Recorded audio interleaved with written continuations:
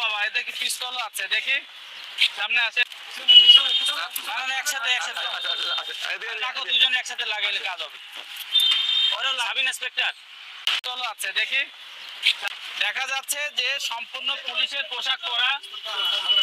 আমাদের পবিত্র ঈদ উপলক্ষে আমাদের নিয়মিত যে পেট্রোল কার্যক্রম সেটা করছিলাম। পেট্রোল কার্যক্রমের উপলক্ষে এই যে রোজার মাসে আমাদের বিভিন্ন পয়েন্টে আমাদের চেকপোস্ট চলতেছে।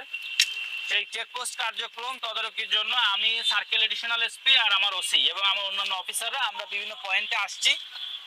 নর্মালি আমরা পুলিশের গাড়ি বা পুলিশের স্টিকার দেওয়া গাড়ি চ্যালেঞ্জ করি না। তো আমরা বিভিন্ন গাড়ি ওরা চেকপোস্ট করতেছিল, তো তার মধ্যে এই পুলিশ লেখা আপনারা দেখতে পাচ্ছেন, একটা পুলিশ লেখা গাড়ি।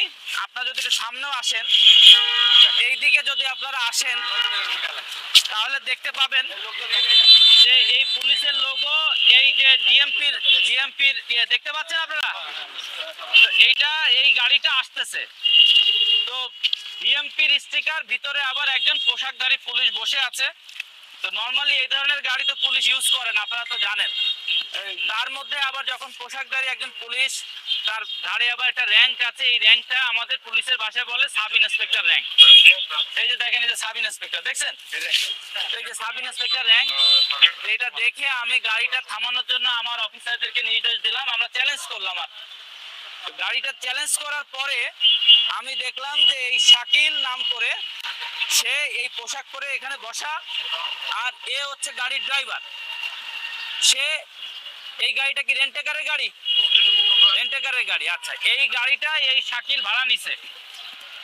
ওই ড্রাইভার ও নিয়মিত গাড়ি চালায়, আর এ হচ্ছে এই পুলিশ পরিচয় দিয়ে। এই দেখেন আমি ওর কাছে কি কি পেয়েছি। হুবহু পুলিশ হওয়ার জন্য, একজন প্রকৃত পুলিশ অফিসার সাজার জন্য যা যা দরকার সবই কিন্তু ওর কাছে আছে। এই যে দেখেন পোশাক, এই রিবন, র্যাঙ্ক ব্যাজ, এই যে আমাদের পুলিশের রিবন, আর একজন সাব ইন্সপেক্টর কাছে অস্ত্র থাকে আপনি জানেন, এই ওর যে অস্ত্রের হোলস্টার, এবং এই একটা খেলনার পিস্তল কিন্তু সে সেখানে রেখেছে, দেখতে পাচ্ছেন আপনারা। তো এই খেলনার পিস্তলের এখানে পাশেই আবার পকেটে তার কিন্তু এই যে ওয়াকি টকি দেখা যাচ্ছে, এই ওয়াকি টকিটাও সে রেখেছে। পরবর্তীতে আমরা তার পোস্টিং কোথায়, সে কোন জায়গায় চাকরি করে, এগুলো জিজ্ঞেস করলে সে কোনো সদুত্তর দিতে পারে নাই। তারপরে আবার তাকে বললাম যে আপনি কোথায় যাচ্ছেন, সে সদুত্তর দিতে পারে নাই। এরপরে যখন তার পুলিশের যে একটা আইডি নাম্বার থাকে, আপনারা জানেন যে বিপি নাম্বার, এই নাম্বার যখন আমি জিজ্ঞেস করলাম তখন সে কোনো আইডিও দেখাইতে পারলো না। তো এখন আমরা তার গাড়িটা একটু চেক করবো, তার গাড়িটা বিভিন্নভাবে চেক করে আরো অনেক কিছু পাওয়া যেতে পারে।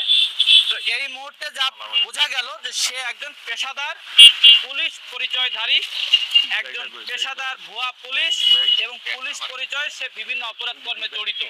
আপনি দেখেন একজন সাব ইন্সপেক্টর এই এলিয়ন গাড়ি চড়েছে, কথা বলে না, এই এলিয়ন গাড়ি চড়েছে, আর একজন ড্রাইভারও রাখছে সে শুধু এই অপরাধ কর্ম করার জন্য, এবং হুবহু পুলিশের পোশাক পরে সে এই কাজগুলো সে করতেছে।